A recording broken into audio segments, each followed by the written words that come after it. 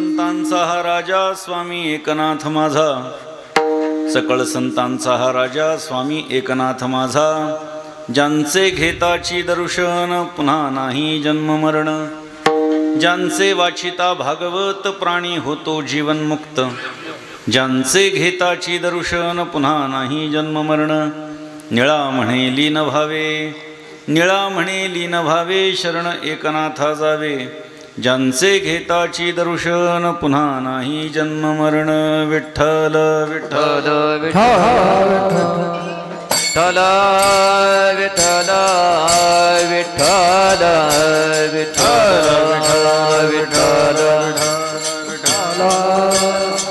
विठ्ठल विठ्ठल विठ्ठल विठ्ठल विठ्ठल विठ्ठल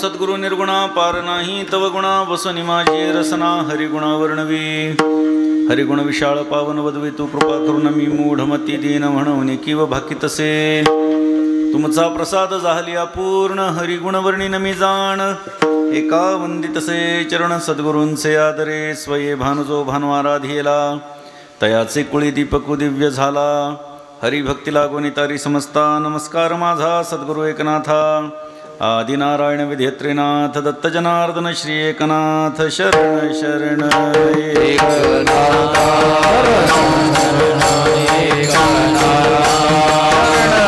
शरण एकनाथ,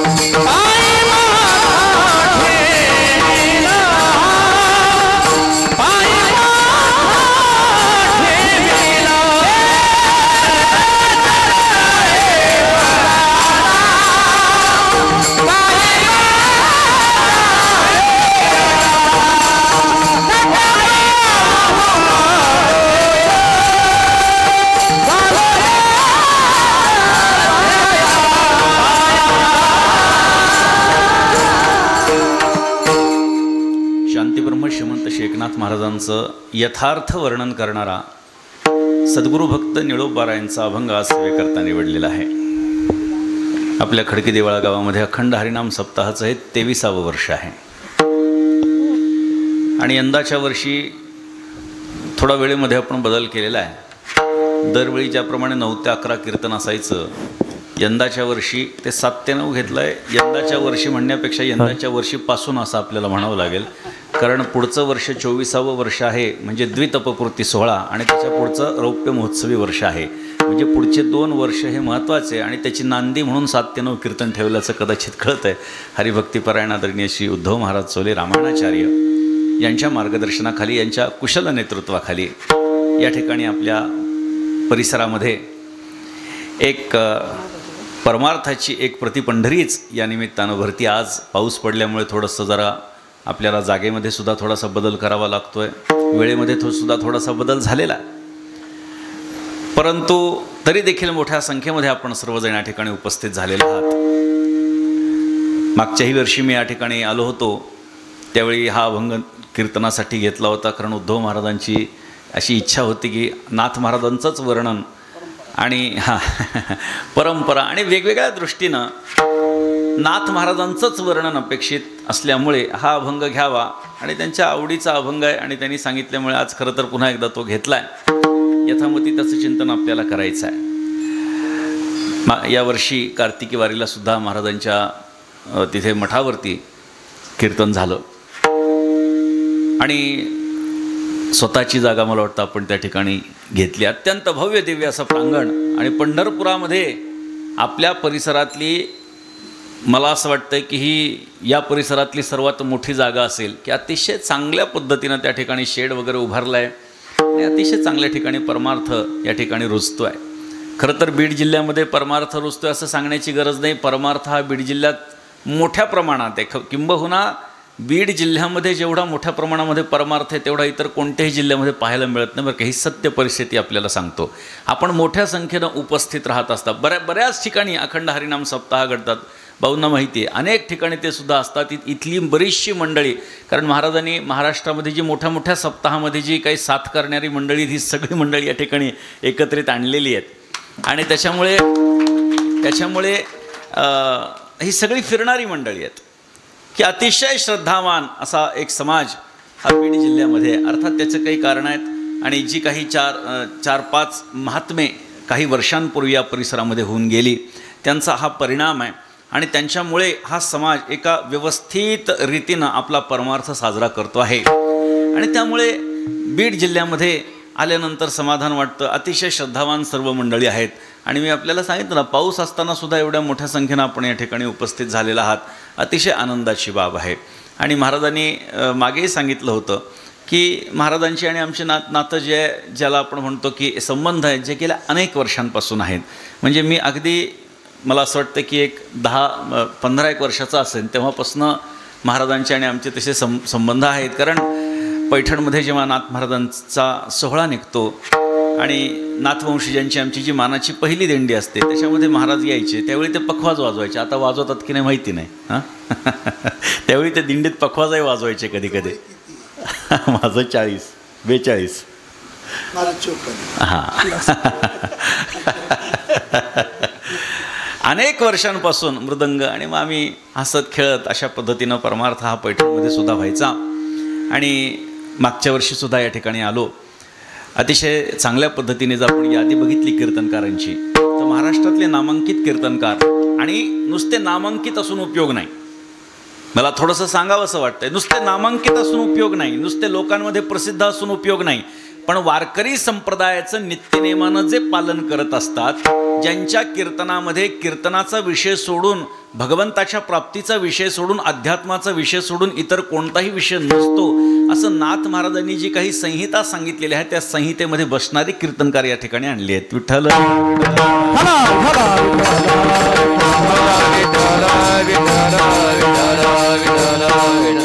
आदरणीय राम महाराज काजळे या ठिकाणी आहेत, उपस्थित आहेत. अनेक ठिकाणी मोठ्या ठिकाणी ते असतातच. आणि अशा त्यांचं कार्य मोठं आहे. आम्हीसुद्धा मागे एक कृतज्ञता म्हणून वारकरी संप्रदायामध्ये एवढी सेवा, अखंड सेवा वारकरी संप्रदायाच्या तालक्षेत्रामध्ये केल्यामुळे आम्ही 2 वर्षांपूर्वी आदरणीय महाराजांना त्या ठिकाणी श्री संत एकनाथ महाराज तालमार्तंड पुरस्कार दिला. आणि त्यामुळे म्हणजे ही कृतज्ञता आहे. मी नेहमी सांगतो, मी माझ्या भाषणामध्ये सुद्धा तेव्हा सांगितलं होतं की पुरस्कार दिला म्हणजे आपण त्यांना मोठं केलं नाही, तर त्यांनी जी काही सेवा केलेली आहे त्यांच्या ऋणातून अंशतः उतराई होण्याच्या दृष्टीनं केलेला हा त्यांचा सन्मान आहे. विठ्ठल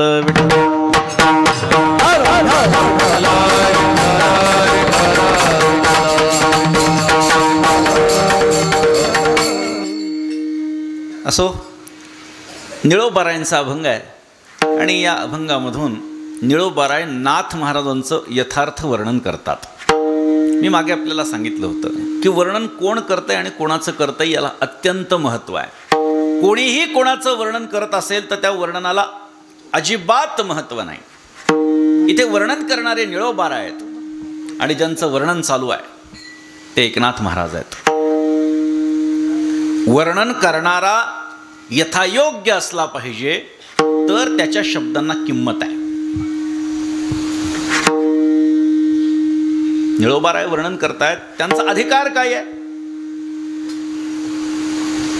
ते जगद्गुरु तुकाराम महाराजांचे अनुग्रहित शिष्य आहेत. ठीक आहे, एखाद्याचं शिष्य असणं म्हणजे अधिकार संपन्न असणं असं नसतं.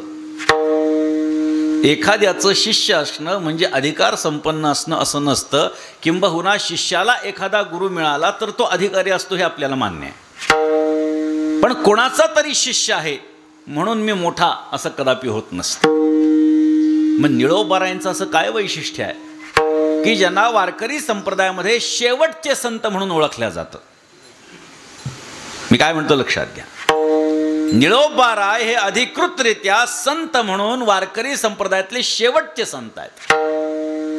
त्यांच्यानंतर अनेक महात्मे होऊन गेले, पण त्यांना संत म्हणण्यात येत नाही. वारकरी संप्रदाय त्यांना संत म्हणत नाही. महापुरुष, साधू, महात्मा, काय अजून उपाध्या द्यायच्या ते द्या. निळोबारायांच्या नंतर मोठ्या प्रमाणामध्ये जर का कोणी कार्य केलं असेल सर्वात जास्त, तर स्वानंद सुखानिवासी सद्गुरू जोग महाराजांनी केलेलं आहे. बरोबर.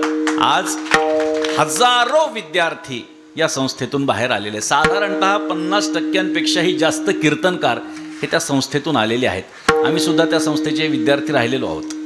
4 वर्ष आम्ही पूर्ण केलेली आहेत. एवढं मोठं कार्य हे जोग महाराजांचं आहे. पण कधी आपण ऐकलं का श्री संत जोग महाराज? नाही. कारण वारकरी संप्रदायाची परंपरा अव्याहतपणे टिकवण्याचं कार्य जरी त्यांनी केलेलं असलं, मोठं कार्य असलं, तरी देखील निळोबारायांच्या नंतर संत मालिकेमध्ये संत कोणाला अधिकृतरित्या म्हणण्यात येत नाही. हां, हल्ली आता कीर्तनकार स्वतःच्या नावापुढे संत लावू लागलेत, हा भाग वेगळा आहे.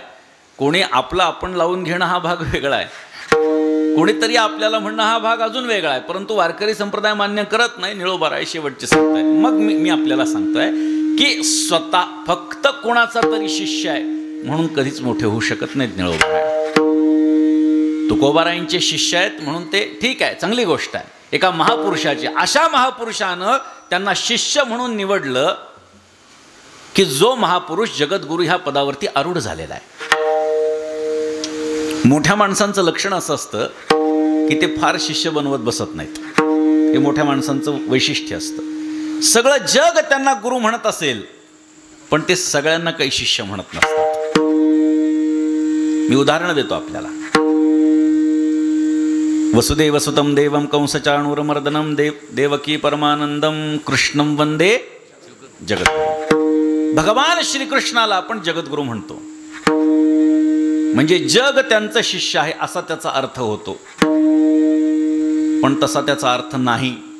सगळं जग त्यांना गुरु मानतं असा त्याचा अर्थ आहे. मग सगळं जग जरी त्यांना गुरु मानत असलं तरी ते शिष्य किती जणांना मानतात? 2 जणांना. पहिला अर्जुन आणि दुसरा उद्धव. उद्धवाला आपल्या शेवटच्या क्षणाला जेव्हा परमात्म्याचं निजधाम गमन व्हायचं होतं, त्यावेळेला आपल्या जीवनातलं अख्खच्या अख्खं तत्वज्ञानाचं सार शिकवून दिलं उद्धवाला. समरांगणावरती अर्जुनाला श्रीमद भगवद्गीता सांगितली. म्हणजे श्रीमद भगवद्गीतेचा उपदेश अर्जुनाला समरांगणावरती केला आणि उद्धवाला स्वतःच्या निजधाम गमनाच्या आधी एक उपदेश केला. जग त्याला कृष्णम वंदे जगद्गुरू म्हणतंय, परंतु तो मात्र शिष्य फक्त 2 जणांना करतोय. पहिला अर्जुन आहे आणि दुसरा उद्धव आहे. अर्जुनाला केलेला उपदेश म्हणजे श्रीमद भगवद्गीता आणि त्याच्यावरची मराठीतली टीका म्हणजे ज्ञानेश्वरी. उद्धवाला केलेला उपदेश म्हणजे श्रीमद भागवताच्या 12 स्कंदांपैकी 11 स्कंदावरती म्हणजे 31 अध्यायावरती मराठीतली केलेली टीका म्हणजे एकनाथी भागवत. भगवान श्रीकृष्णाचं तत्वज्ञान जे सोशल मीडियावरती येत आहे त्याच्यावर विश्वास ठेवू नका. ते राधा आणि कृष्ण एकमेकांच्या खांद्यावर खांदा ठेवतात आणि कृष्ण असा म्हणतो, काही म्हणत नाही. कृष्ण काय म्हणतोय बघायचं असेल या 2 ग्रंथात बघा. ज्ञानेश्वरीमध्ये बघा आणि एकनाथी भागवतामध्ये बघा. श्रीमद भगवद्गीतेमध्ये बघा आणि 11 स्कंदावरती बघा. भगवंताचं तत्वज्ञान या 2 ग्रंथांव्यतिरिक्त मोठ्या प्रमाणात आपल्याला कुठेही उपलब्ध नाही. म्हणजे भगवान श्रीकृष्ण जरी जगद्गुरू समजल्या गेला तरी सुद्धा त्या भगवान श्रीकृष्णानं शिष्य 2 केलेत. दुसरं उदाहरण बघा. आपण भगवान दत्तात्रयांना गुरुदेव दत्त म्हणतो. त्यांचं नाव लिहिताना सुद्धा गुरुदेव दत्त असं आपण नाव लिहितो. पुन्हा तीच परिस्थिती. अख्खं जग विश्व त्यांना गुरु म्हणताय, पण ते मात्र सगळ्या विश्वाला शिष्य समजत नाहीत. शिष्य किती केले? तीन. दत्तात्रय परंपरा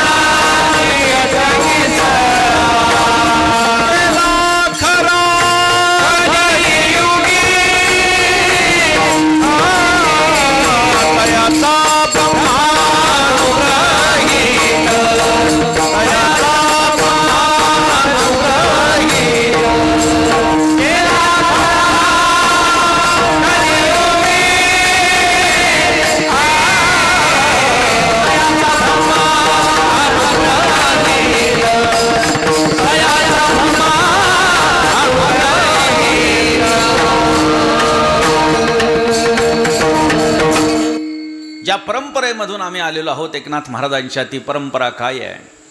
जो निर्गुण निराभास जेथुनी उद्भव शबल ब्रह्मास आदि नारायण म्हणते जास तो सर्वांसी आदि गुरु तयाचा ब्रह्मा अनुग्रहित ब्रह्मा अत्रिस उपदेशित अत्रिपाद प्रसादित श्री अवधूत दत्तात्रय. दत्तात्रय परंपरा सहस्त्रार्जुन यदू दुसरा जनार्दन शिष्य तिसरा केला खरा कलियुगी. जनार्दन कृपेस्तव जाण समूळ निरसले भवबंधन एका जनार्दनी शरण झाली संपूर्ण परंपरा. ही नाथ महाराजांची परंपरा आहे, आमची गुरु परंपरा आहे. त्या भगवान दत्तात्रयांना आपण गुरुदेव दत्त म्हणतो, पण त्या दत्तात्रयांनी शिष्य मात्र 3 केलेत. पुढे चला. गुरु 24 केले असतील बरं का, गुरु 24 केलेत. पुन्हा लोक म्हणतील मग गुरु कसं काय जमतात 24?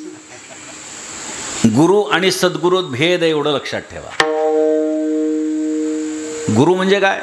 व्यावहारिक गोष्ट जो आपल्याला शिकवतो तो गुरु आहे. शाळेमधले शिक्षक मास्तर हे आपले गुरु आहेत. सद्गुरू होऊ शकत नाही. जो जो ज्याचा घेतला गुण तो म्या गुरु केला जाण. पृथ्वी वायुराकाशमापोग्निश्चंद्रमा रवी कपोतो जोगर सिंधू पतंगो मधुकृतगजः मधुहा हरिणो मीनः पिंगला कुकुरोर्भकः कुमारी शरकृत्सर्प उरणनाभी सुपेशकृत. 24 गुरु. हे 24 गुरु आहेत भगवान दत्तात्रयांनी केलेले. जो जो ज्याच्यापासून गुण घेतला त्या दृष्टीने मी त्याला गुरु केला. सांगू का? तंबाखू कशी खायची हे ज्याला शिकवतो तो त्याचा त्या बाबतीतला गुरुच आहे. म्हणजे कोणतीही व्यावहारिक गोष्ट ज्याच्याकडून आपण घेतो तो गुरु आहे, पण सद्गुरू मात्र एकच आहे. अत्रि ऋषी हे भगवान दत्तात्रयांचे गुरु आहेत. 24 गुरु केले, शिष्य मात्र 3 केलेत. पुढे बघा. भगवत पूज्यपाद श्रीमदाद्य जगद्गुरु शंकराचार्य. बरोबर. आजही त्या 4 पीठांमध्ये जे बसलेले अधिपती आहेत त्यांना आजही आपण त्या परंपरेमध्ये जगद्गुरु ही उपाधी लावतो, लावावी.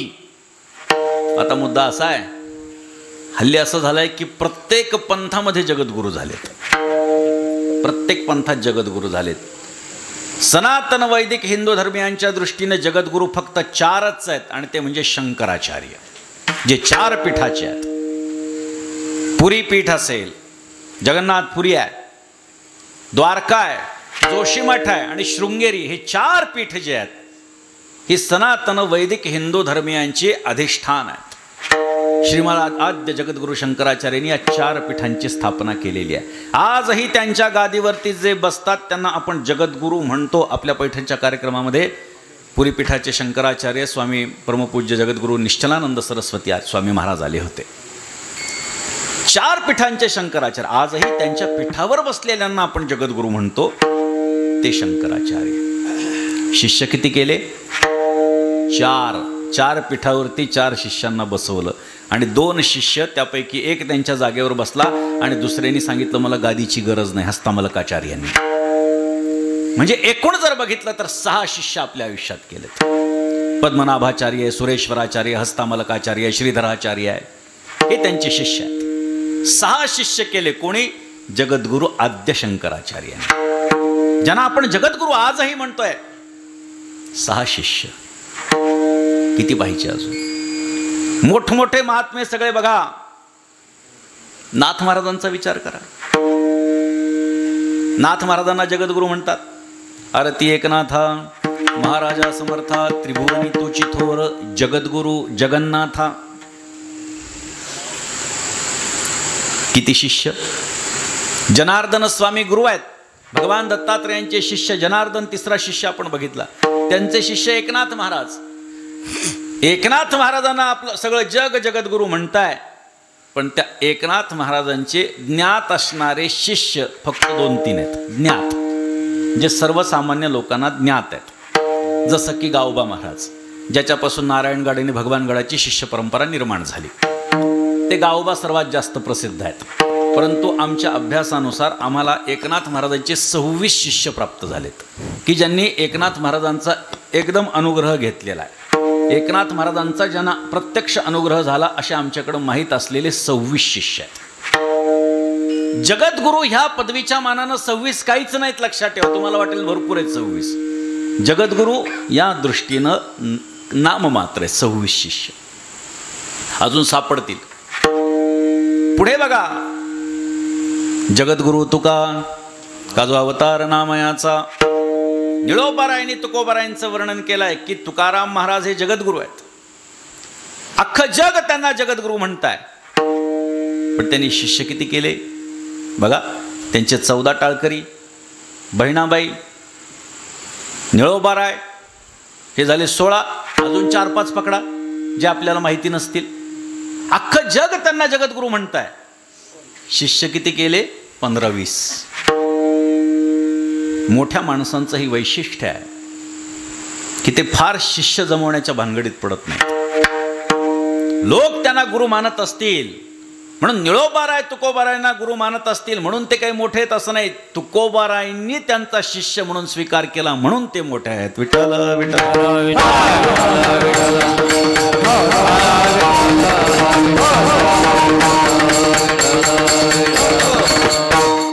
त्यामुळे निळोबाराय वर्णन करतात याचा अर्थ तुकोबारायांचे शिष्य वर्णन करतात. प्रश्न असा आहे की का वर्णन करतात? जर तुकोबारायांचे शिष्य आहेत तर नाथ महाराजांचं वर्णन का करतात? तुकोबारायांचं वर्णन करायचं. नाथ महाराजांच्या जीवनावरती आधारित निळोबारायांचे जेवढे अभंग आहेत तेवढे इतर कोणत्याच संतांचे नाहीत. पुढे सांगू, निळोबारायांनी तुकोबारायांचं जेवढं वर्णन केलं नाही तेवढं वर्णन एकनाथ महाराजांचं केलं. प्रमाण आहे. किती प्रमाण द्यायची, किती अभंग सांगायची. द्वारकेची मूर्ती एकनाथा घरी पाणी वाहे हरी कावडीने श्रीखंड्या चंदन उगाळून निकरी वस्त्र गंगा तिरी धोत असे सेवेसी तत्पर उभा ठाई ठाई देवपूजे समय तिष्ठत असे. निळा म्हणे देवरावजाचं घरी दत्त चोपदारी करीत असे. माता पिता समर्थ स्वामी माझा एकनाथ काळ रुळतो चरणी देव घरी वाहे पाणी ज्यांचे अनुग्रह करून झालो पतित पावन जो वसे प्रतिष्ठानी निळा त्यासी लोटांगणी. दासोपंतांचा अभिमान गेला घेताची दर्शन धन्य धन्य एकनाथा तुमचे चरणी माझा माथा दत्तात्रय चोपदार येथे उभे काठी कळ यमन मंगावरी थुंकला प्रसाद देवने मुक्त केला. निळा क्षण तुमच्या पाया अनन्य भावे नाथराया. धन्य गोदातीर धन्य प्रतिष्ठान धन्य तेथील जन रहिवासी कृष्ण कमला तीर्थी चरणनाथांचे उद्धरी जगाचे कलिदोष. जया तीर्थी स्नान तत्पदी दर्शन पूर्वज उद्धरण कुळासहित. निळा म्हणे जया घडे तेथील वरी तया पुण्यासही न वर्णवे. किती प्रमाण द्यायची मला सांगा, किती अभंग सांगायचे? अनेक अभंग. नाथ महाराजांच्या समाधी प्रकरणाचं वर्णन निळोबारायांनी केलंय म्हणून आपल्याला उपलब्ध आहे. निळोबारायांनी जर का वर्णन केलं नसतं तर नाथ महाराजांच्या चरित्राचे अभंग आपल्याला उपलब्ध नसते. मी आपल्याला फक्त 4 सांगितलेत, आणखी भरपूर अभंग आहेत नाथ महाराजांवरती निळोबारायांनी रचलेले. हे 4 अभंग सांगितलेत फक्त आपल्याला. चरित्राचा मोठा साठा निळोबारायांच्याकडे आहे. मुद्दा असा आहे की निळोबाराय जर का तुकोबारायांचे शिष्य आहेत तर ते नाथ महाराजांचं वर्णन का करतात? त्याची 2 कारणं आहेत, 3 कारणं आहेत तशी बघितली तर. पहिलं आणि महत्त्वाचं कारण असं आहे की निळोबाराय हे पैठणचे महिन्याचे वारकरी होते. नाथ महाराजांच्या महिन्याच्या प्रतिशुद्ध वारीला निळोबाराय पैठणला असायचे आणि त्यामुळे पैठणला आल्यामुळे नाथ महाराजांच्या समाधीचं दर्शन घेतल्याच्या नंतर ते काय तुमच्या आमच्यासारखे संसाराच्या गप्पा मारत असतील का? तिथल्या लोकांमध्ये जाऊन नाथ महाराजांच्या चरित्राचं चिंतन त्यांच्या माध्यमातून होत असेल, त्यांची कीर्तनं होत असतील, त्याच्यात त्यांनी अभंग घेतले असतील कीर्तनासाठी. म्हणजे असं जर बघितलं तर पैठणचे वारकरी होते, महिन्याचे वारकरी होते म्हणून एक श्रद्धा, एक निष्ठा नाथ महाराजांच्या प्रती होती. आपल्या परिसरातलं एक मोठं स्थान म्हणून पैठणकडे बघितल्या जायचं. आणि म्हणून निळोबारायांनी नाथ महाराजांचं वर्णन करण्यासाठी स्वतःला प्रवृत्त केलं, पहिलं कारण. दुसरं कारण असं आहे की वारकरी संप्रदायामध्ये आपल्यापेक्षा श्रेष्ठाचं कायमच विनम्रतेनं वर्णन करण्यात आलेलं आहे. आता हल्ली एक कीर्तनकार दुसऱ्या कीर्तनकाराचं वर्णन करत नाही, हा भाग निराळा आहे. पण संत एकमेकांचं वर्णन करत आलेले आहेत, परंपरेनं वर्णन करत आलेले आहेत. नाथ महाराजांनी ज्ञानोबारायांचं वर्णन केलं आहे. नामदेवरायांचं चरित्र आपल्याकडे जे उपलब्ध आहे ते फक्त एकनाथ महाराजांमुळे. सावतामाळी महाराजांचं जे चरित्र उपलब्ध आहे आपल्याकडे ते फक्त एकनाथ महाराजांच्यामुळे. गोरा कुंभार महाराजांचं जे चरित्र आपल्याकडे उपलब्ध आहे ते फक्त एकनाथ महाराजांमुळे. चोखामेळा महाराजांचं जे चरित्र उपलब्ध आहे आपल्याकडे ते फक्त एकनाथ महाराजांच्यामुळे. या 4 संतांचे चरित्र नाथ महाराजांनी लिहून काढले. म्हणून आज आपल्याला त्यांच्या जीवनातल्या कथा कीर्तनाच्या माध्यमातून ऐकायला मिळतात, ग्रंथात वाचायला मिळतात. नामदेवरायांचं वर्णन, धन्य धन्य नामदेव सर्व वैष्णवांचा राव. ज्ञानोबारायांचं वर्णन, ओम नमो ज्ञानेश्वरा करुणाकरा दयाळा. पूर्ण बघा किंवा कैवल्याचा पुतळा प्रगटला भूतळा.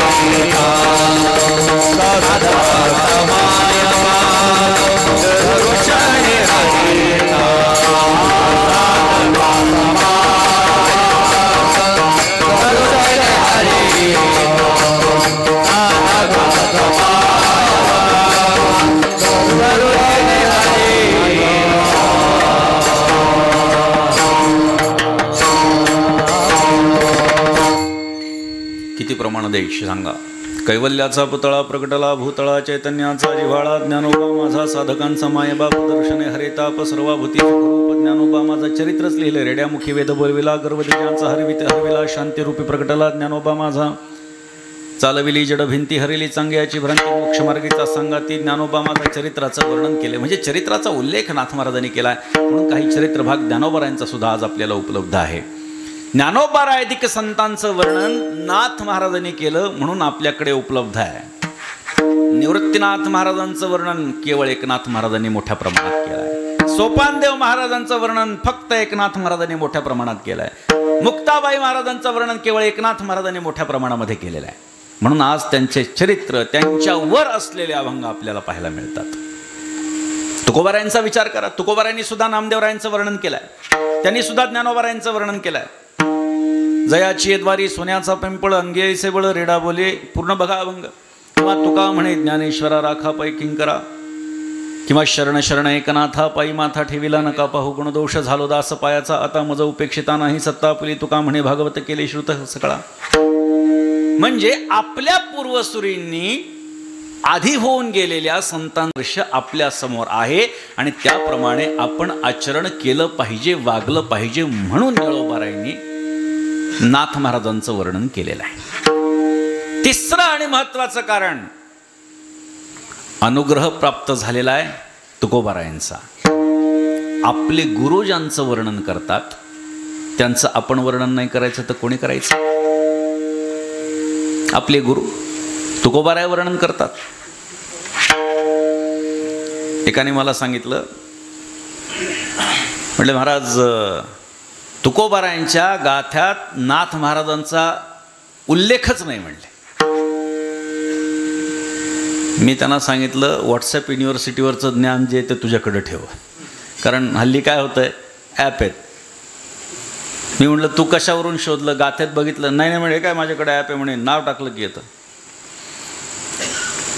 संत एकमेकांना लढीवाळ भाषेत बोलतात बरं का. एकनाथ असं काही फार काही तुकाराम महाराज फक्त एकनाथ एकनाथ करत बसतील असं नाही आहे. त्याला सांगितलं बाबा तू शोधलं काय, नावच नाही म्हणले एकनाथ महाराजांचा अजिबातच उल्लेख नाही. त्याला प्रमाण दिली, जीवीच्या जीवना एका जनार्दन. तुकोबारायांच्या दृष्टीनं नाथ महाराज कोण आहेत? जीवाचाही जीव आहे. जीवीच्या जीवना एका जनार्दना. प्रमाण अनेक प्रमाण आहेत बरं का. एकोबाचे ऋण फेडी ऋषिकेशी. आता तुझं एकनाथ नावाने शोधलं म्हणलं तर सापडणारच नाही तुला त्याच्यात. एकोबा एका जनार्दनी. ब्राह्मणाचा पोर खेळिया ब्राह्मणाचा पोर खेळिया एका भला. जन खेळ कर केला रे, जन खेळ तर केला रे, जन खेळ कर केला रे, जन खेळ तर केला रे. जनार्दन बसवून करुणियाचाने, जनार्दन बसवून करुणियाचाने, जनार्दन बसवून करुणियाचाने, जनार्दन बसवून करुणियाचाने. वैष्णवांचा मेळा मेळविला रे, वैष्णवांचा मेळा मेळविला रे, वैष्णवांचा मेळा मेळविला रे, वैष्णवांचा मेळा मेळविला रे. एकची घाई खेळता खेळता, एकची घाई खेळता खेळता, एकची घाई खेळता खेळता, एकची घाई खेळता खेळता. आपणची बसवंत झाला रे, आपणची बसवंत झाला रे, आपणची बसवंत झाला रे, आपणची बसवंत झाला रे. खेळ खेळोनिया निराळाची घाई, सांडिया विषयाची घाई रे. खेळ खेळोनिया निराळाची घाई, सांडिया विषयाची घाई.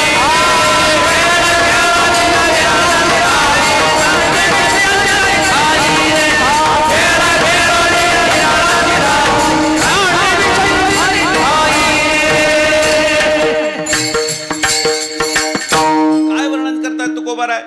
ब्राह्मणाचा पोर खेळिया एका भला, तेने जन खेळकर केला रे.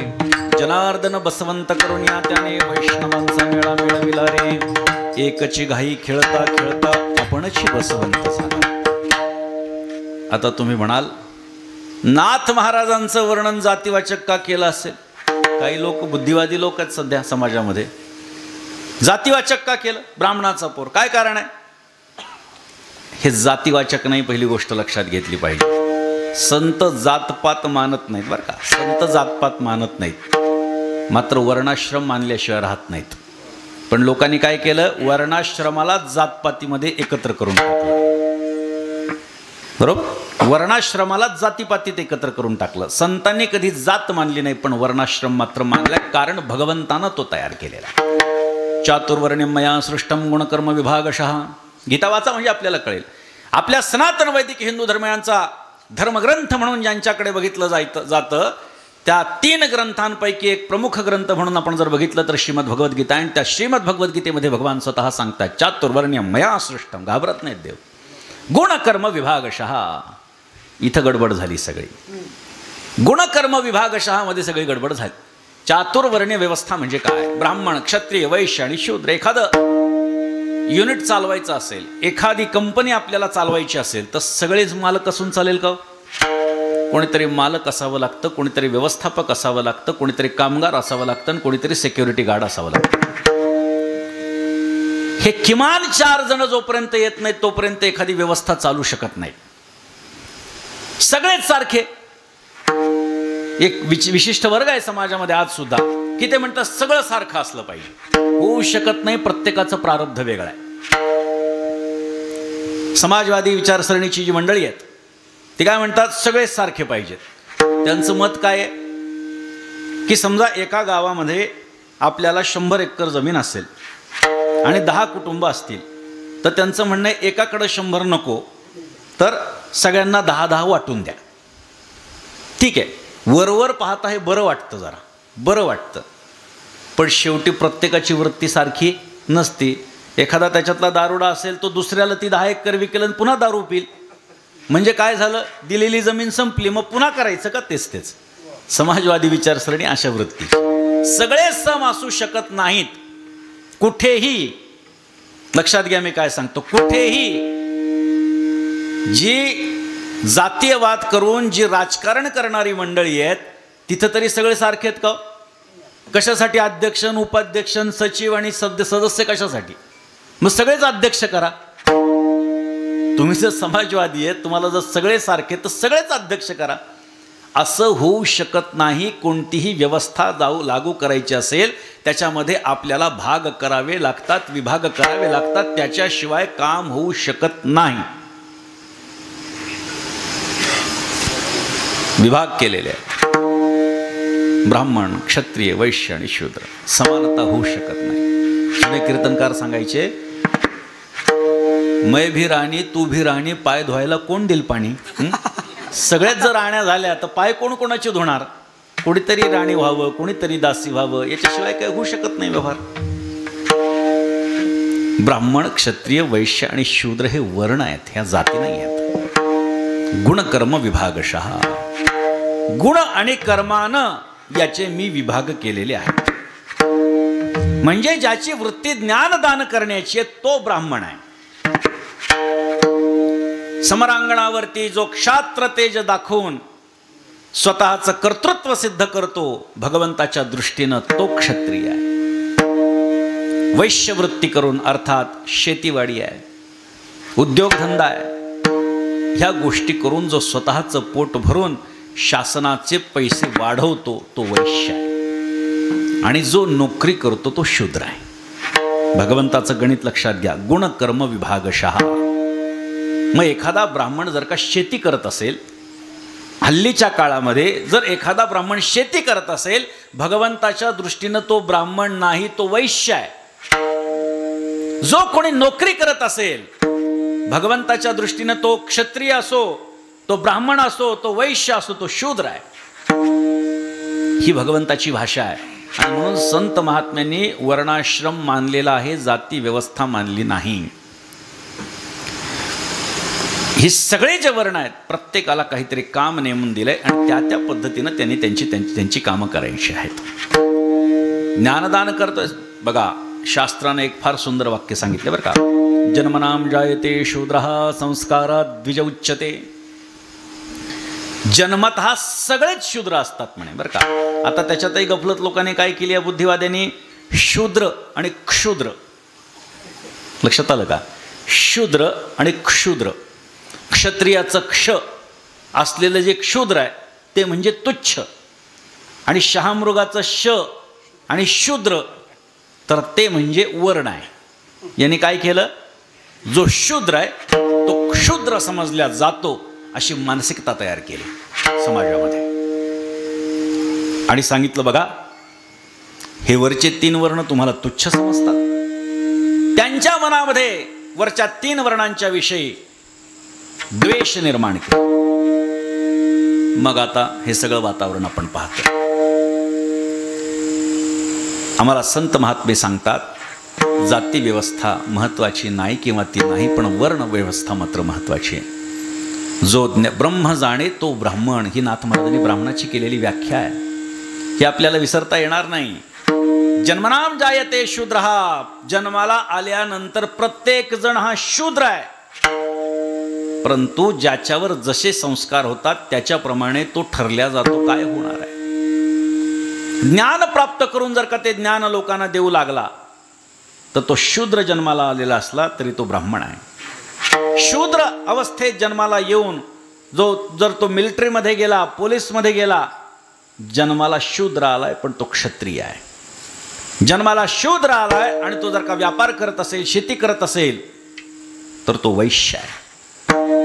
आणि जन्माला येऊन शूद्राचा जो शूद्रच राहिला, ज्यांनी स्वतःवरती कुठल्याही प्रकारचे संस्कार केले नाहीत, तो शूद्र राहिला. म्हणजे ही पद्धती जी भगवंताने घालून दिलेली आहे ही आपल्याला कळाली नाही, किंबहुना आपल्याला ती कळू दिली नाही. आणि त्यामुळे हा समाजामध्ये जातीपातीचं जे राजकारण सुरू आहे त्याला खतपाणी घालण्याचं काम यामुळे होत आहे. परंतु भगवंताची व्यवस्था व्यापक आहे. म्हणून नाथ महाराजांकडे बघत असताना तुकोबाराय ब्राह्मण याचा अर्थ ब्राह्मण जात असं म्हणून बघत नाही. वर्णाच्या दृष्टीनं ब्राह्मणाचा पोर खेळिया एका भला, त्याने काय केलं, त्याने जन खेळकर केला रे. खेळीमेळीच्या वातावरणामध्ये नाथ महाराजांनी आपल्याला परमार्थ शिकवला. त्याने जन खेळकर केला रे. जनार्दन बसवंत करून या त्याने वैष्णवांचा मेळा मिळविला रे. वैष्णवांना एकत्रित केलं. एकची घाई खेळता खेळता आपणची बसवंत झाला रे. आणि असं ही सगळी क्रिया असताना स्वतःच गुरुपदावरती तो आरूढ झाला. हे तुकोबारायांनी नाथ महाराजांचं केलेलं जे वर्णन आहे ते साधं आहे का? आपले गुरु जर का एकनाथ महाराजांचं वर्णन करतायत तर आपणही त्यांचं वर्णन केलं पाहिजे. गुरु जर का एखाद्या महात्म्यासमोर झुकला असेल तर शिष्यानी त्याच्या पाठोपाठ त्या महात्म्यासमोर झुकावं. नाहीतर काय म्हणतात, माझे हे गुरु आहे, त्यांना सोडून मी कोणाच्या पाय पडणार नाही. जमत नाही. गुरु जिथे नतमस्तक होतात तिथे तुम्ही नतमस्तक नाही झालं तर त्या समोरच्या व्यक्तीचा तो अपमान आहे जो या गुरुच्या शिष्यामुळे होते. म्हणून पाप त्या गुरुला लागण्याची शक्यता आहे. म्हणून आपले गुरु काय करतायत हे निळोबारायांनी बघितलं, वर्णन केलंय आणि म्हणून नाथ महाराजांचं वर्णन करण्यामध्ये प्रवृत्त झालेत. वर्णन किती करावं? अनुग्रह प्राप्त झालाय, उपदेश प्राप्त झालाय तुकोबारायांचा, पण स्वतः काय सांगतायत, ज्यांचे अनुग्रहे करून, ज्यांचे अनुग्रहे करून,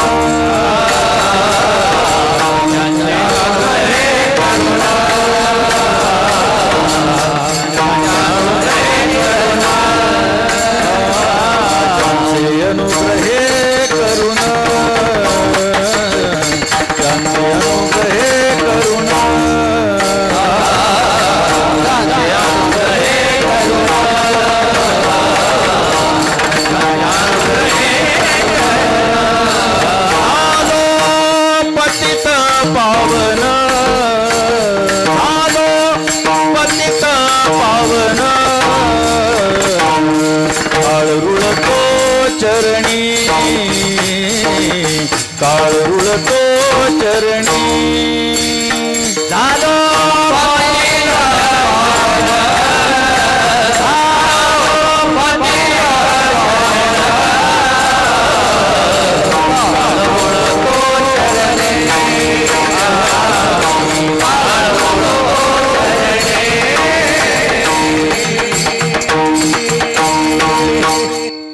ज्यांचे अनुग्रहे करून झालो पतित पावन. माता पिता समर्थ स्वामी माझा एकनाथ, काळ रुळतो चरणी देव घरी वाहे पाणी. ज्यांचे अनुग्रहे करून झालो पतित पावन, जो वसे प्रतिष्ठानी निळा त्यासी लोटांगणी. पत्ता सुद्धा सांगितला. उगाच कुठल्या तरी एकनाथाला शरण गेलो असंही नाही. जो वसे प्रतिष्ठानी अशा एकनाथ महाराजांचा अनुग्रह मला प्राप्त झाला. अनुग्रह कोणाचा प्राप्त झालाय? तुकोबारायांचा. वर्णन कोणाचं होत आहे? नाथ महाराजांचं. म्हणजे दोन कारणं असू शकतात. एक तर निळोबाराय खोटे बोलतात नाही तर हा त्यांचा अभंग नसेल, पण दोन्ही गोष्ट चुकीच्या आहेत. हा निळोबारायांचाच अभंग आहे, हा निळोबारायांचाच अभंग आहे आणि निळोबाराय एकनाथ महाराजांच्या बद्दलच बोलतायत. मग कसं? अनुग्रह प्राप्त झालो हे म्हणण्याचं कारण काय? त्या त्या काळामध्ये त्या त्या शब्दाची काही स्वतंत्र अर्थ असतात. त्या त्या काळामध्ये ते त्या त्या अर्थाने म्हटल्या जातात. हां, जगाच्या इतिहासामध्ये असे अनेक शब्द आहेत की ज्यांची सरमिसळ झाली आहे आणि त्याचे चुकीचा अर्थ आपण घेतो आहे. खूप अर्थ आहेत त्याचे. तर आता जास्त व्याकरणामध्ये मला शिरण्याचं काही तात्पर्य वाटत नाही. अनुग्रह या शब्दाचा अर्थ कृपा प्राप्त झाली. मी आपल्याला दुसरं उदाहरण देतो म्हणजे आपल्याला कळेल. एकनाथ महाराजांचे गुरु कोण? बोला, कोण आहे? जनार्दन स्वामी, बरोबर. पण नाथ महाराज ज्ञानोबारायांचं वर्णन करताना काय म्हणतात? तुमचा अनुग्रह लाधलो पावन झालो चराचरी. अनुग्रह तर जनार्दन स्वामींचा प्राप्त झालाय, उपदेश तर जनार्दन स्वामींकडून मिळाला. मग तुमचा अनुग्रह लाधलो म्हणजे काय? मग 2-2 गुरु आहेत का? 2-2 गुरु नाहीत. अनुग्रह लाधलो याचा अर्थ कृपा प्राप्त झाली. तुमचा अनुग्रह लाधलो पावन झालो चरा. तुमची कृपा माझ्यावरती झाली म्हणून मी पावन झालो. तुमचे अनुग्रह करून झालो पतित पावन. जी नाथ महाराजांची भाषा ज्ञानोबारायांच्या संबंधाने आहे तीच भाषा निळोबारायांची नाथ महाराजांच्या संबंधाने लक्षात घ्या. म्हणजे नाथ महाराजांची ज्ञानोबारायांवरती जेवढी श्रद्धा आहे तेवढीच श्रद्धा निळोबारायांची नाथ महाराजांवर. तुमचे अनुग्रह करून झालो पतित पावन. मी पतित होतो परंतु तुमची कृपा झाली आणि मी पावन झालो. आणि त्यामुळे अशा 3 कारणांच्यामुळे निळोबाराय नाथ महाराजांचं वर्णन करण्यामध्ये प्रवृत्त झाले. आता वर्णन करत असताना आता ज्याला लिखाणाची सवय आहे त्याला माझं बोलणं कळेल. वर्णन करत असताना आपल्याला आपण ज्यांच्याविषयी लिहितोय त्यांच्याविषयी किती श्रद्धा आहे याच्याप्रमाणे शब्दांची रचना करण्यात येत असते. निळोबारायांच्यासाठी नाथ महाराज काय आहेत? फक्त संत आहेत? नाही, संतांचा राजा. अभंगाच्या पहिल्या सकळ संता माझे राजा, सकळ संतांचा राजा,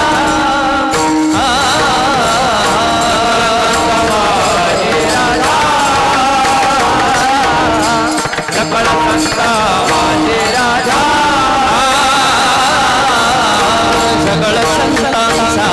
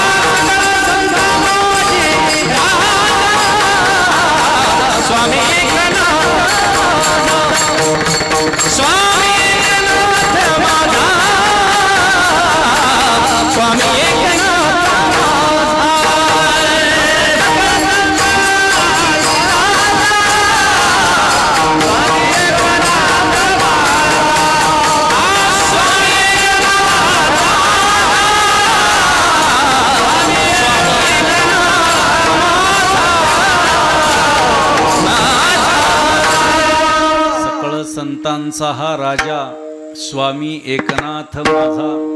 स्वामी ह्या शब्दाचा अर्थ मालक असा होतो.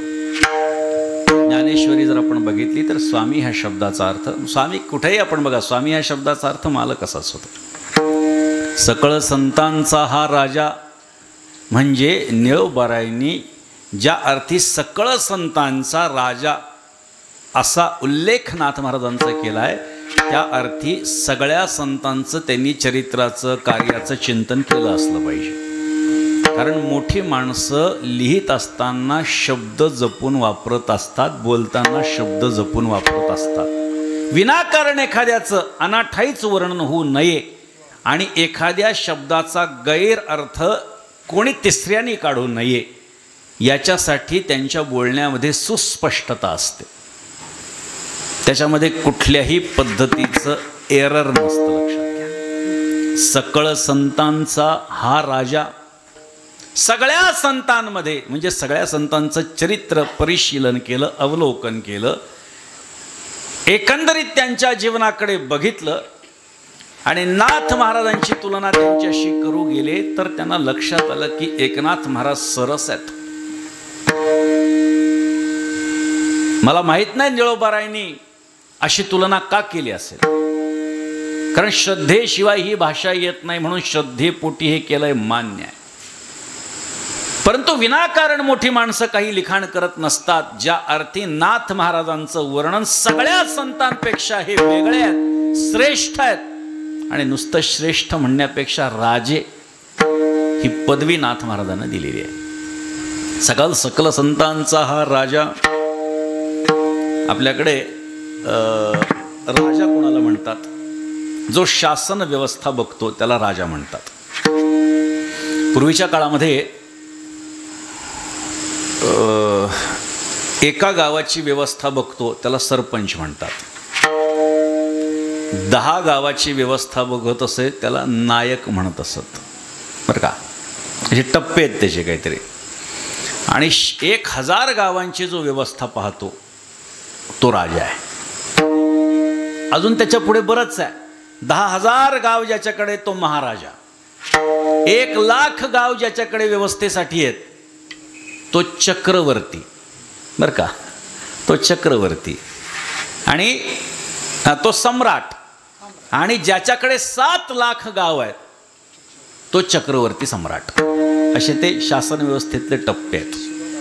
हां, त्यामुळे हे टप्प्यामध्ये जर आपण बघितलं तर अशा पद्धतीचं राजेपण काही नाथ महाराजांकडे नव्हतं शासन व्यवस्थेच्या दृष्टीने, की त्यांच्याकडे 1000 गाव आहेत म्हणून त्यांना राजा म्हटलं असं.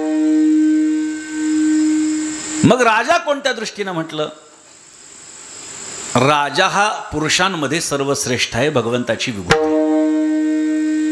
पुरुषामध्ये राजा जो कोणी आहे तो मी आहे. भगवंताची विभूती म्हणून नाथ महाराजांच्याकडे निळोबारा बघू शकतात. कारण त्यांनीच आरतीत लिहिलंय, भानुदासाचे कुळी महाविष्णूचा अवतार, क्षेत्र प्रतिष्ठान वसती गोदावरी तीर वाळवारती, स्वामी एकनाथा तुमचे नाम घेता हरी भव भय चिंता. किंवा प्रत्यक्ष परब्रह्म भानुदासाचे कुळी स्वये वनमाळी अवतरले निळोबाराय नाथ महाराजांचं वर्णन करताना म्हणतात. भानुदास महाराजांच्या कुळामध्ये नाथ महाराज म्हणजे प्रत्यक्ष परब्रह्म आहेत. म्हणजे वर्णन करत असताना व्याप्ती विचारांची बघा. सकळ संतांचा हा राजा. राजेपणा जो नाथ महाराजांच्याकडे तो शासन व्यवस्था बघणारा राजा नाही नाथ महाराज म्हणजे. मग परमार्थाच्या दृष्टीनं ज्यांनी सगळ्यांपेक्षा काहीतरी श्रेष्ठ असं कार्य केलेलं आहे त्या कार्याकडे बघून निळोबाराय म्हणतात सकळ संतांचा हा राजा. म्हणून आपल्याला सांगितलं ना, कोण वर्णन करताय आणि कोणाचं वर्णन करताय याच्यावरती वर्णन योग्य आहे की नाही ठरवावं लागतं. निळोबाराय जबाबदारीने लिहितायत, नाथ महाराजांचं वर्णन करतायत. मी मागे दृष्टांत सांगितलं होतं. एकदा उंटाचं लग्न होतं. उंटाने विचार केला जंगलातल्या सगळ्या प्राण्यांना आपण बोलू म्हणलं लग्नाला. सगळ्या प्राण्यांना, सगळे प्राणी आले. आता विचार करा थोडंसं, ज्याला आपण म्हणतो व्हिज्युअलाइज करा जरा, डोळ्यासमोर चित्र आणा की कसं असेल ते लग्न.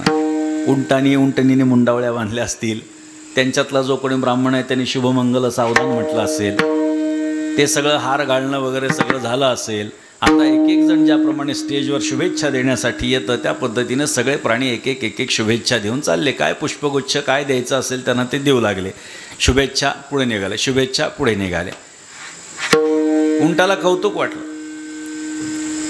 आता गाढव आलं, रांगेत गाढव उभं होतं. गाढव हे रांगेत उभं राहत असतं बरं का. हां, आपणच आपल्यालाच जे लग्नाच्या ठिकाणी जेवायच्या रांगेत उभा राहायला लाज वाटत नाही माणसाला, पण मंदिरात जायचं असेल तर रांगेत उभं राहायला लाज वाटते. म्हटले महाराज आहे मी आणि मी कसं काय रांगेत? अरे देवाच्या दरबारात तू कोणी नाही आहेस. गाढव रांगेत उभं राहील. गाढव आलं आणि वर्णन करू लागलं. वा वा वा उंट महाराज, काय तुमचं रूप आहे. वा, काय लक्ष्मीनारायणाचा जोडा आहे. वा वा वा वा. आता हे लक्ष्मीनारायणाचा जोडा मात्र हे अवघडच प्रकरण आहे बरं का. दिसायला कसे असो नवरा नवरी, लोक म्हणतात लक्ष्मीनारायणाचा जोडा आहे. बरं, त्यांना कौतुक वाटतं, ठीक आहे. आता लक्ष्मी कोणी बघितली नाही, नारायण कोणी पाहिला नाही, ठोकायला काय फरक पडतो. वा वा वा वा, काय सुंदर आहे, काय तुमचं, वा वा, एवढं वर्णन करू लागला. वास्तविक पाहता उंट हा दिसायला अतिशय कुरूप प्राणी. सगळ्या प्राण्यांमध्ये कुरूप जर का कुठला प्राणी असेल तर तो उंट आहे, बरोबर. त्याचं तोंड बघा, त्याची मान बघा, त्याचे गाल बघा कसे गळालेले, त्याचे डोळे कसे घाणेरडे असतात, त्याची पाठ वाकडी तिकडी, पाय काहीतरी वेगळेच, शेपूट एवढीशी, म्हणजे कुठलीच त्याचे जे अवयव आहेत ते काही फार चांगले नाहीत, पण आता गाढव आहे, वर्णन करणारच ते. वा वा वा महाराज, काय सुंदर, खूप सुंदर वर्णन. आता त्याला बरं वाटलं जरा. ज्याच्याकडे जे आहे त्याच्याकडे जर ते वर्णन होत असेल त्याच्या संबंधाने तर त्याला काही विशेष वाटत नसतं, पण जे आपण नाही ते जर का वर्णन होऊ लागलं तर असं वाटतं नाही अजून बोलावं नाही. जरा वर्णन करू लागलं गाढव, फार सुंदर, असं आहे तसं आहे. आता विचार झाला, उंट विचार करू लागला, गाढव एवढं वर्णन करतच आहे, तर म्हणले गाढव महाराज आज लग्नात तुमचा गाण्याचा कार्यक्रम म्हणले. झालं. लक्षात घ्या, गाढव जेव्हा उंटाचं वर्णन करत असतो तेव्हा उंट गाढवाला कार्यक्रम देत असतो. हां, हे फक्त आयोजकांनाच कळेल मला काय म्हणायचं ते. झालं. आता गाढवाचं गाणं सुरू झालं. हा ऊ सुरू झालं त्याचं.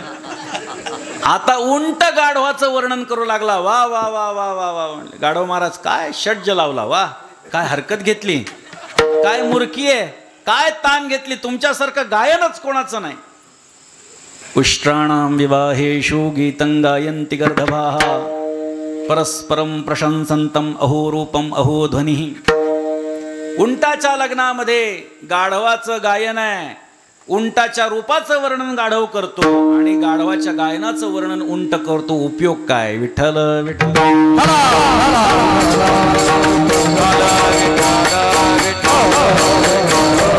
त्याच्यामुळे कोण वर्णन करताय याला फार महत्व आहे, कोणाचं वर्णन करताय याला फार महत्व आहे. कोण करताय, काय करताय, याच्यावरती जे वर्णन होतंय ते योग्य आहे की अयोग्य हे ठरवायचं असतं. निळोबारायनाथ महाराजांचं वर्णन करतात. सकळ संतांचा हा राजा.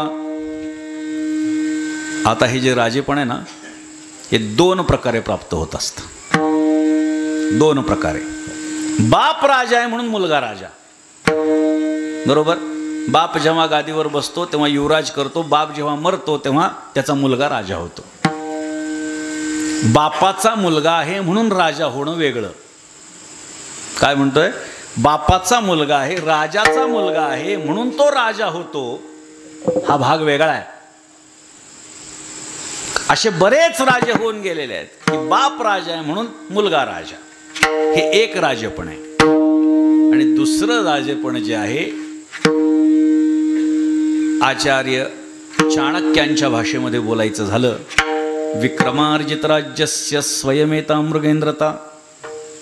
स्वतःच्या कर्तृत्वानं, स्वतःच्या हिमतीवर, स्वतःच्या बळावर स्वतःचं राज्य स्थापित करून राजा होणं, हे दुसरं राजेपण आहे.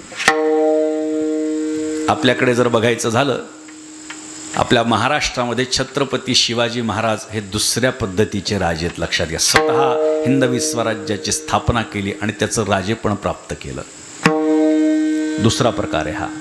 काही वडील राजे आहेत म्हणून ते राजे झाले नाहीत, स्वतः हिंदवी स्वराज्याची स्थापना केली म्हणून राजे झाले. सिंह हा जंगलाचा राजा आहे. आचार्यांनी सांगितलं, त्या सिंहाच्या तोंडात स्वतःहून हरिण किंवा ससा येत नाही, महाराज खा मला होत नाही. विक्रमार्जित राज्यस्य. त्याचं दिसणं, त्याचा रुबाब, त्याचा आवाज, त्याचं चालणं, त्याची शक्ती, त्याचं बळ, हे त्याला जंगलाचा राजा ठरवत असतं. तिथे कोणीही ब्राह्मण त्याला सिंहासनावर बसून टिळा लावून राजा आहे असं घोषित करत नाही. विक्रमार्जित राज्यस्य स्वयमेता मृगेंद्रता. दोन प्रकारचं राजेपण आहे. मग नाथ महाराजांचं राजेपण कोणतं आहे? पहिल्या प्रकारातलं आहे का दुसऱ्या प्रकारातलं आहे? दोन्ही प्रकारातलं आहे.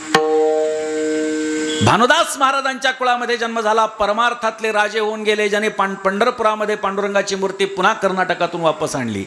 आणि म्हणून आज आपल्याला पंढरपुरामध्ये पांडुरंगाचं दर्शन प्राप्त होत आहे. नाहीतर हम्पी शहरामध्ये वारी करायला जावं लागलं असतं. आपल्या 50 रुपयाच्या नोटेवरती जे रथाचं चित्र आहे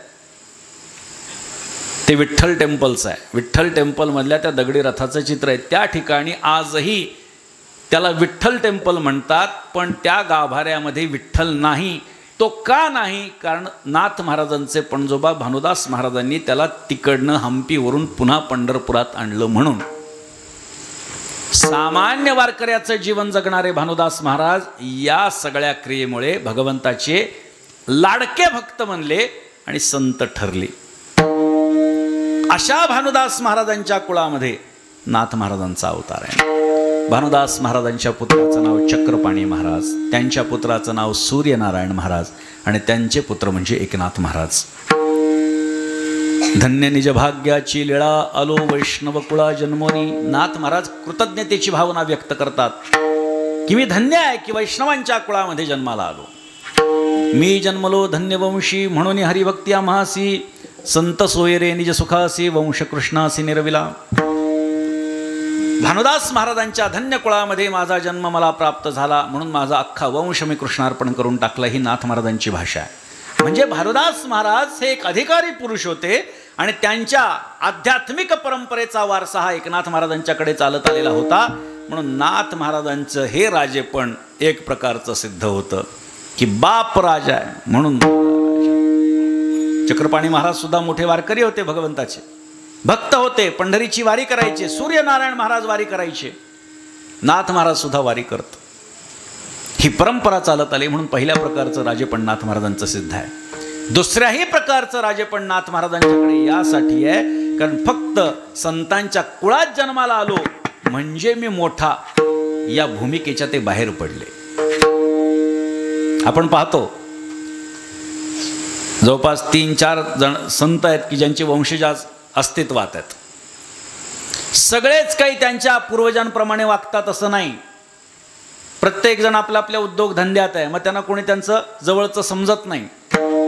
त्यांच्या लक्षात येत नाही की आपण कोणत्या कुळात जन्माला आलो आहे. लोक अशा पद्धतीच्या कुळामध्ये शुचिनाम श्रीमतांगे हे अशा पद्धतीच्या कुळामध्ये जन्म घेण्याच्यासाठी पुण्य करावं लागतं आणि अशा कुळामध्ये जन्म घेऊनही आपण जर का सामान्य लोकांच्या सारखं जीवन जगत असू तर आपल्या जगण्याला अर्थ नाही. ही भावना मात्र प्रत्येकाची नसते. भानुदास महाराजांच्या कुळामध्ये जन्माला आलेत म्हणून ती भावना तर नाथ महाराजांची होतीच, पण आपण काहीतरी केलं पाहिजे. मग त्यांच्या क्रिया बघा, सगळ्या दृष्टीनं नाथ महाराजांचं श्रेष्ठपण सिद्ध होत आहे. मागच्या वेळी मी सांगितलं होतं ज्ञानोबारायांपासून निळोबारायांपर्यंतच्या सगळ्या संतांचं वाङ्मय एकत्रित करा.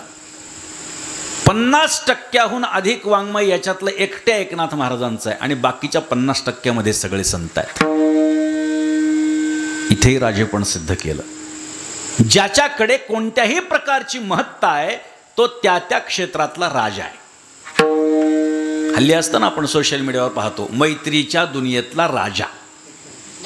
त्याचा अर्थ काय आहे की याच्यासारखी अतिशय चांगल्या पद्धतीची मैत्री दुसरा कोणी करत नाही, हा त्याचा अर्थ आहे. ते सगळ्यांनाच म्हणायचं नसतं हे सगळ्यांना कळत नाही, मात्र कोणालाही तेच असतं. नाथ महाराजांनी आपल्या कर्तृत्वानं सिद्ध करून दाखवले किती राजे आहेत. कार्याच्या दृष्टीनं बघा, ज्ञानोबारायांच्या समाधीचा शोध घेतला, जीर्णोद्धार केला. मोठी कथा आहे. श्री ज्ञानदेवी येवनी स्वप्नात सांगितली मात मज लागी. दिव्य तेज पुण्य मदनाचा पुतळा परब्रह्म केवळ बोलत असे. अजान वृक्षाची मुळे कंठासी लागली. येवनी आळंदी स्थळी काढवेगी. ऐसे स्वप्न होता आलो अलंकापुरासी तवते नंदी माझी देखिले द्वार. एका जनार्दनी पूर्व पुण्य फळले श्री गुरु भेटले ज्ञानेश्वर. नाथ महाराजांनी ज्ञानोबारायांच्या समाधीचा शोध लावला. आज ज्या दगडी चौथऱ्यावरती आपण डोकं टेकवतो तो दगडी चौथरा एकनाथ महाराजांनी बांधला. मूळ गाभारा हा एकनाथ महाराजांनी बांधलेला आहे. काही लोक म्हणतात की असं काही झालं नाही, आता हे नवीनच आहे, सगळे मान्य करत होते, पण माझ्या कानावर आलं की 1-2 आणि कीर्तनकारच आणि मोठे कीर्तनकार की असं काही झालंच नाही म्हणे. आता माझा त्यांना प्रश्न आहे की तुम्ही बघायला होते का? बरोबर, ते म्हणतील मग तुम्ही होते का? आम्ही जरी नव्हतो तरी आमच्याकडे प्रमाण आहेत, तुमच्याकडे नसल्याचे काही प्रमाण आहेत तर द्या. बरोबर, नाहीतर बोलणं बंद करा ना. जीर्णोद्धारचा अर्थ काय आहे? जीर्णोद्धारचा अर्थ काय? शोध घेतला की ही समाधी आहे आणि जीर्णोद्धार केला असा जर प्रत्यक्ष उल्लेख आहे. आमच्याकडे 350 वर्षांपूर्वीचे हस्तलिखित आहेत आणि तुम्ही काल महाराज झाले आणि आम्हाला सांगू लागले की असं नाही, हे असं नाही, असं आहे. हे जमणार नाही. लोकांना भ्रमामध्ये पाडण्यात काही तात्पर्य नाही आहे. नाथ महाराजांनी जीर्णोद्धार ह्या शब्दाचा अर्थच असा आहे की जे मोडकळीला आलेलं होतं ते पुन्हा बांधून काढणं, याला जीर्णोद्धार म्हणतात. एवढी साधी व्याख्या जर का कीर्तनकारांना कळत नसेल तर त्यांना कीर्तनकार म्हणावं का, हा माझा प्रश्न आहे. बांधली, शोधली, बांधली. पुढे सांगू, आज जे आळंदी गाव अस्तित्वात आहे ते केवळ एकनाथ महाराजांनी ह्या केलेल्या क्रियेमुळे. लक्षात याचे प्रमाण आहेत. बहुळ गावच्या अधिकाऱ्याकडे आळंदी हे गाव होतं. जेव्हा ज्ञानोबारायांची समाधी इथे आहे त्यांना कळालं, नाथ महाराजांनी आजूबाजूचे काटेकुपाटे काढून टाकले. आपल्या शिष्यांना तिथे पूजेसाठी नित्य ठेवलं. कार्तिकीची वारी ज्ञानोबारायांच्या समाधी सोहळ्याची नाथ महाराजांनी पुन्हा सुरू केली. हे जेव्हा त्याला कळालं तेव्हा त्यांनी माऊलींच्या समाधीच्या परिसराचा विकास केला. हे सुद्धा त्या चरित्रात लिहिलेलं आहे. माझ्याकडचं हस्तलिखित आता मी ते सोशल मीडियावर टाकणार आहे, म्हणजे जे काही 4-2 लोक बोलतात त्यांना कळेल की काय नेमकी भाषा आहे ती. म्हणजे कार्याच्या दृष्टीने बघ. बरं, ज्ञानेश्वरीचं आपण पारायण करतो ती एकनाथ महाराजांनी आम्हाला दिलेली, प्रतिशुद्ध केलेली आहे. इसवी सन 1584 साली. ज्ञानोबारायांच्या समाधीचा जीर्णोद्धार इसवी सन 1583 साली नाथ महाराजांनी. सगळी प्रमाण आहेत, लक्षात घ्या. म्हणजे कार्याच्या दृष्टीने विचार केला, सामान्य लोकांमध्ये जाऊन सामान्यांची भाषा त्यांना कळेल, रुचेल, पटेल, आवडीचा विषय घेऊन भारुडांच्या माध्यमातून केले. मोठं कार्य आहे. राजा म्हटल्याच्या नंतर आणखी एक वैशिष्ट्य असं असतं की त्याच्याकडे ऐश्वर्य असतं. बरोबर, ऐश्वर्य असतं. नाथ महाराजांचं ऐश्वर्य कमी आहे का? आता हे 50 वर्षात जाऊ द्या काय घडलं ते. मी आपल्याला आता हे कुठं मी आत्ता खरं तर बोललो नाही, पण आता बोलतो. हे लिखित स्वरूपात आहे. हे सुद्धा वैकुंठवासी मामासाहेब दांडेकरांनी वारकरी संप्रदायाचा इतिहास असा एक ग्रंथ लिहिलेला आहे. त्याच्यामध्ये त्यांनी सगळ्या पालखी सोहळ्यांचं वर्णन केलं आहे. ज्ञानोबारायांच्या पालखी सोहळा क्रम बरोबर आहे. ज्ञानोबारायांचा पालखी सोहळा पहिला, तुकोबारायांचा दुसरा, नाथ महाराजांचा तिसरा, निवृत्तीनाथ चौथे, सोपानदेव 5वे, 6व्या मुक्ताबाई, 7वे नामदेवराय. या मानाच्या 7च पालख्या आहेत. त्याचं वर्णन मामासाहेबांनी केलं. त्याच्यात त्यांनी असं सांगितलं, ज्ञानोबारायांच्या पालखी सोहळ्याचं वर्णन करत असताना असं सांगितलं की ज्ञानेश्वर महाराजांच्या पालखी सोहळ्यामध्ये त्या काळातलं आकडा सांगतो बरं का त्यांनी लिहिलेला, 4 ते 5 हजार वारकरी असतात आणि दिंड्यांची नावं दिलेली आहेत की ह्या दिंड्या, त्याच्यामध्ये एवढ्या दिंड्या असतात. 4-5 हजार लोक बरं का. तुकोबारायांच्या पालखीचं वर्णन करत असताना लिहिलं आहे की तुकोबारायांच्या पालखी सोहळ्याबरोबर 200 ते 300 वारकरी असतात. दिंड्यांची यादी दिली आहे. नाथ महाराजांच्या पालखी सोहळ्याचं वर्णन करत असताना मामासाहेबांनी लिहिलं आहे, नाथ महाराजांच्या पालखी सोहळ्यात 4 ते 5 हजार वारकरी असतात. ज्या काळात ज्ञानोबारायांच्या बरोबरीनं 4 ते 5 हजार वारकरी होते त्याच काळात नाथ महाराजांच्या बरोबरीनं 4-5 हजार वारकरी होते. या व्यतिरिक्त मामासाहेबांनी लिहिलं आहे की घोडे, शिंगाडे, चोपदार, अमुक तमुक 3 ते 4 ओळीमध्ये नाथ महाराजांच्या बरोबर ऐश्वर्य काय असतं याचं वर्णन मामासाहेबांनी लिहिलं आहे. आणि पुढे लिहिलं आहे, अशा थाटामाटात नाथ महाराजांचा सोहळा चालतो. मला काय म्हणायचं आपल्या लक्षात आलं असेल. म्हणून मी आधी सुरुवातीला सांगितलं, या 50 वर्षात काय झालं बाजूला सोडा, काही त्याच्यामध्ये काही गोष्टी झाल्या त्यामुळे आज ही परिस्थिती आहे, जाऊ द्या.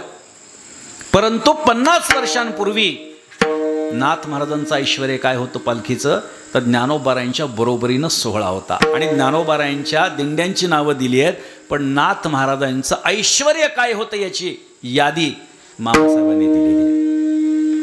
ऐश्वर्य कोणाचं असतं? राजाचं असतं. राजा म्हटल्यानंतर सगळ्या गोष्टींनी युक्तत्व असतो. संपत्ती, ऐश्वर्य, राजा बोले दल हाले, हे आपल्याकडे म्हण आहे. नाथ महाराजांचं ऐश्वर्य सुद्धा संपत्तीच्या दृष्टीने विचार केला. आजही मी आपल्याला सांगतोय, एकनाथ महाराजांनी एवढी जमीन इतर कोणत्याही संस्थानला नाही, वारकरी संस्थानला नाही. तुम्ही चौकशी करा. 7 ते 8 हजार एकरचा मालक नाथ महाराज संस्थान आहे. बरं का, 7 ते 8 हजार लिखित स्वरूपात भाऊ. आणि तुम्हाला खोटं वाटेल, मला गुजरातमध्ये आता कोरोना झाला, आता लोक टी व्ही बघून कंटाळले, मोबाईल बघून कंटाळले, मग जुने पुराणे बाड काढले. गुजरातमध्ये 2000 एकर जमीन सापडली. 2000 एकर, जी आमच्या यादीत नाही, पण त्याचा कागद मिळाला मला की ही एवढं गाव हे तुम्हाला. अजून सांगू, पालखी सोहळ्यामध्ये कुठेही गेलं, लोक येऊन सांगतात, महाराज ही 22 एकर आहे ना नाथ महाराजांची, ही 2.5 एकर आहे ना नाथ महाराजांची, ही अर्धा एकर आहे ना नाथ महाराजांची, ज्याची की आमच्याकडे नोंद नाही. बरोबर. अजून सांगू, नाथ महाराजांच्या समाधीला जेवढा भव्य परिसर मिळाला आहे, इतर कोणत्याही संतांच्या समाधीला तेवढा भव्य परिसर मिळाला नाही. ऐश्वर्य आहे नाथ महाराजांचं. वारकरी संप्रदायामध्ये एकमात्र संस्थान नाथ महाराजांचं असं होतं की दारात हत्ती झुलायचा. एकमात्र संस्थान. लक्षात घ्या. आपल्या मराठवाड्याचं हे भाग्य आहे की आपल्या मराठवाड्यामध्ये नाथ महाराजांचं संस्थान.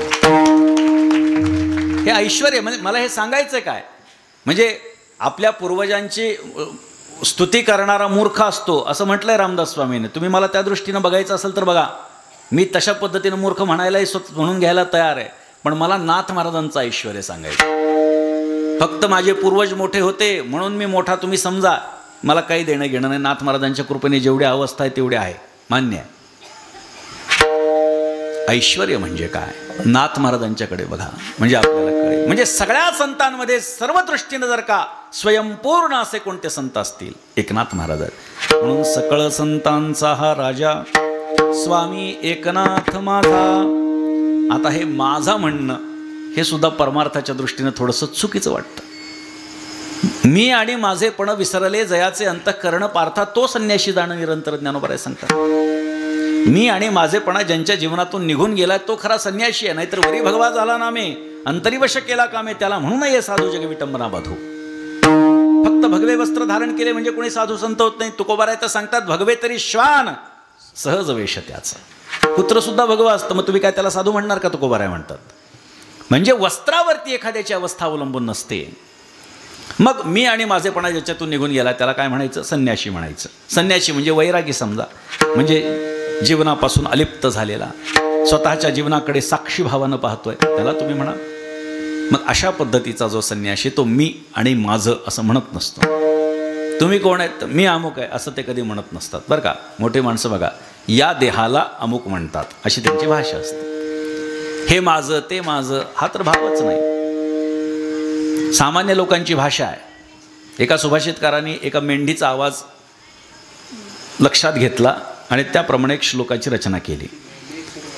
अशनं मे वशनं मे जाया मे बंधुवर्गो मे इति मे मे कुर्वाण कालवृको हंते पुरुषाचे.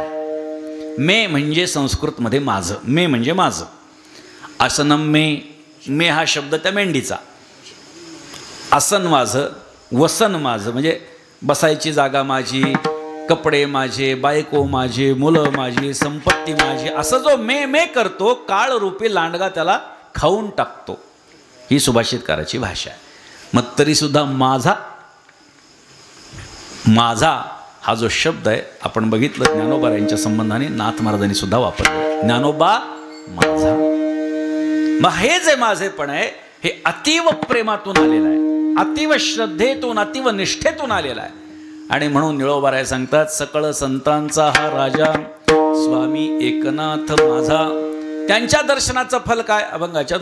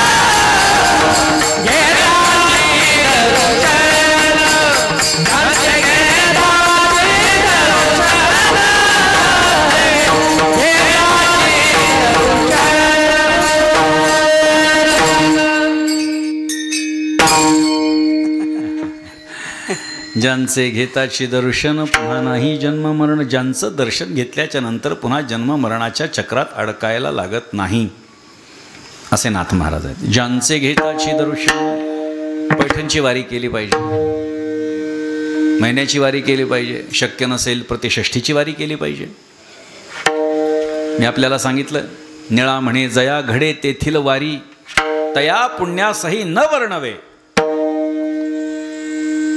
तिथे जाऊन कोणाचं दर्शन घ्यायचं आहे? कृष्ण कमला तीर्थी चरणनाथांचे, उद्धरी जगाचे कलिदोष.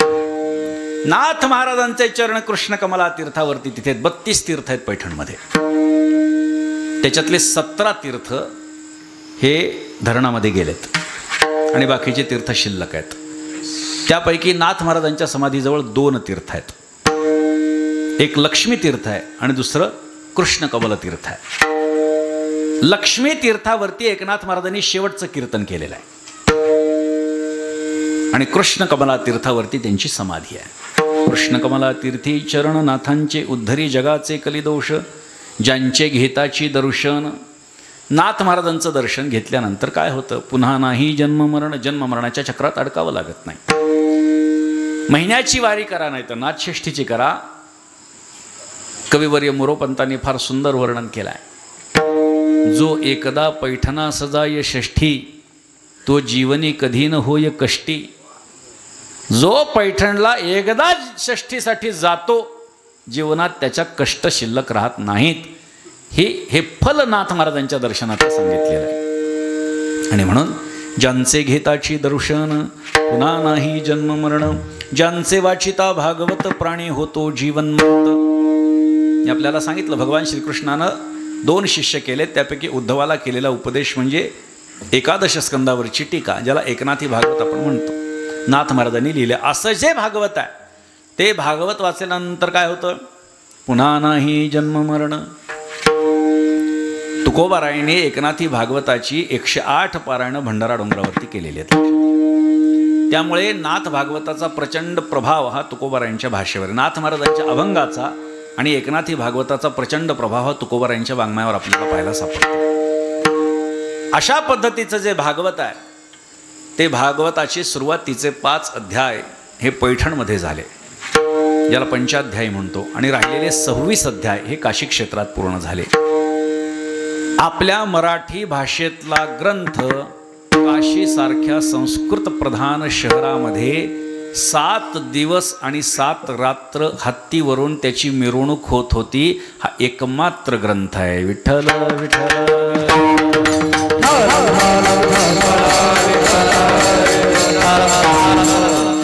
आपला एकमात्र मराठी ग्रंथ आहे की जो काशीमध्ये हत्तीवरून मिरवण्यात आला, एकनाथी भागवत. आणि त्या भागवताचं संबंधाने बोलतात, ज्यांचे वाचिता भागवत. जीवनामध्ये प्रत्येकाने एकनाथी भागवत किमान एकदा तरी वाचलं पाहिजे. एकनाथी भागवताचं फल नाथ महाराजांनी 31व्या अध्यायात सांगितलं. हल्ली काय झालंय की नाथ महाराजांच्या वाङ्मयाकडे वारकरी संप्रदायाचं क्षम्य दुर्लक्ष होत आहे. ज्या संस्था वारकरी शिक्षण म्हणून शिक्षण देतात, नाथ महाराजांचं वाङ्मय सोडून देतात. मला आश्चर्य वाटतं कधी कधी की ज्या नाथ महाराजांनी एवढं मोठं वाङ्मय लिहिलंय, 1% सुद्धा अभ्यासाला वाङ्मय नाही आहे. 1% सुद्धा. याच्यातून काय करायचं आहे माहिती नाही या लोकांना. पण सांगू, नाथ महाराजांचं वाङ्मय वारकरी सांप्रदायिक संस्थांमध्ये जरी शिकवल्या गेलं नाही तर समाज असा काळ येईल की समाज ते वाङ्मय स्वतः वाचेल आणि सांगेल की तुम्ही हे घ्या. अशा पद्धतीची अवस्था निश्चित येणार आहे. नाथ महाराजांचं भागवत साधं नाही आहे. नाथ महाराजांनी फलश्रुती सांगितली आहे, प्रत्येकाच्या घरामध्ये हे भागवत असावं. एकादश हा प्रत्येकाच्या घरात असावा. नाथ महाराज म्हणतात, घराच्या बाहेर जाताना जर त्या ग्रंथाचं दर्शन घेऊन आपण बाहेर गेलो तर आप धाके दूर पळती. जे काही आपल्या जीवनामध्ये वाईट प्रसंग बाहेर गेल्यानंतर येणार आहेत ते प्रसंगही जीवनात येत नाहीत आणि आपलं काम यशस्वी होतं. अनेक फळं अनेक सांगितली आहेत, पण त्यापैकी महत्त्वाचं फळ, कारण लोकांना कसं आहे, जिवंत फळ आत्ता जे काही आम्हाला फायदेशीर ठरतं ते सांगितलं तर बरं वाटतं. हां, अदृष्ट फळ, बरोबर. दृष्ट फळ बरोबर वाटतं. अदृष्ट फळ जर म्हटलं की एकनाथी भागवत वाचा म्हणजे मोक्ष प्राप्त होतो, हल्ली लोक म्हणतील ते मुक्ती ते नंतर बघू म्हणणार. दृष्ट फळ काय? दर्शन घेऊन बाहेर गेलं आप धाके दूर पळती. नाथ महाराज सांगतात कुठल्याही पद्धतीचा अपघात होत नाही, काव यशस्वी होतात. हे फळ दृष्ट फळ सांगितलेलं आहे. असं जे भागवत आहे, ज्यांचे वाचिता भागवत प्राणी होतो जीवन मुक्त, निळा म्हणे लीन भावे शरण एकनाथा जावे. या सगळ्या गोष्टींचं औचित्य साधत निळोबाराय आपल्याला उपदेश करतात की तुम्ही एकनाथ महाराजांना शरण जा. विठोबा रखुमाई जय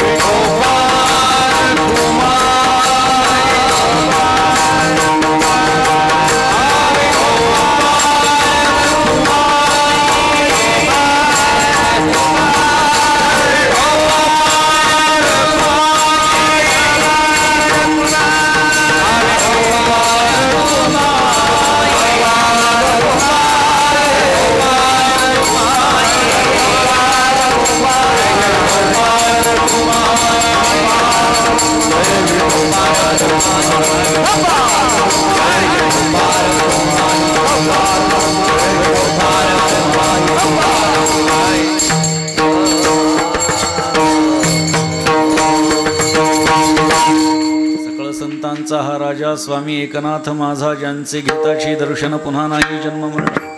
यथामती अभंगाचं चिंतन झालंय. आपल्या खडकी देवळा गावामध्ये अखंड हरिनाम सप्ताहाचं 23वे वर्ष आहे. रामायणाचार्य हरिभक्तीपरायण उद्धव महाराज चोले यांच्या मार्गदर्शनाखाली त्यांच्या नियोजनामध्ये हा कार्यक्रम या ठिकाणी सुरू आहे. आणि महाराष्ट्रामध्ये अनेक ठिकाणी महाराजांचे आणि आमचे कार्यक्रम तर असताच बरोबर, पण इथं आल्यानंतर भेट होती असा विषय आहे. आणि त्यानिमित्तानं हा कार्यक्रम आपण अतिशय सुंदर पद्धतीनं आपण राबवत आहात. आपल्या कार्यक्रमाची व्याप्ती अशाच पद्धतीनं वाढत राहावी अशी प्रार्थना शांतीब्रह्म एकनाथ महाराजांच्या चरणी करतो आणि माझ्या वाणीला पूर्णविराम देतो. झालेली सेवा शांतीब्रह्म श्रीमंत श्री एकनाथ महाराजांच्या चरणी आणि तुम्हा सर्व सज्जनवृंदांच्या चरणी समर्पित करतो. एकवार संतांचं सर्वांनी भजन करा. भानुदास एकनाथ, भानुदास एकनाथ, भानुदास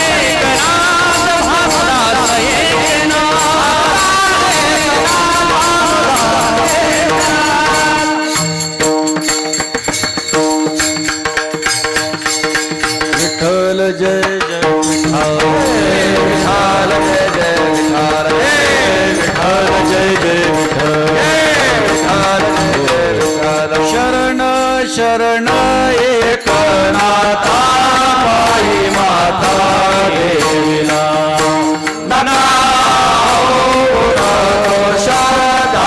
दास पायाचा आता मज उपेक्षिता नाही सत्ता फुले नका दोष दास पायाचा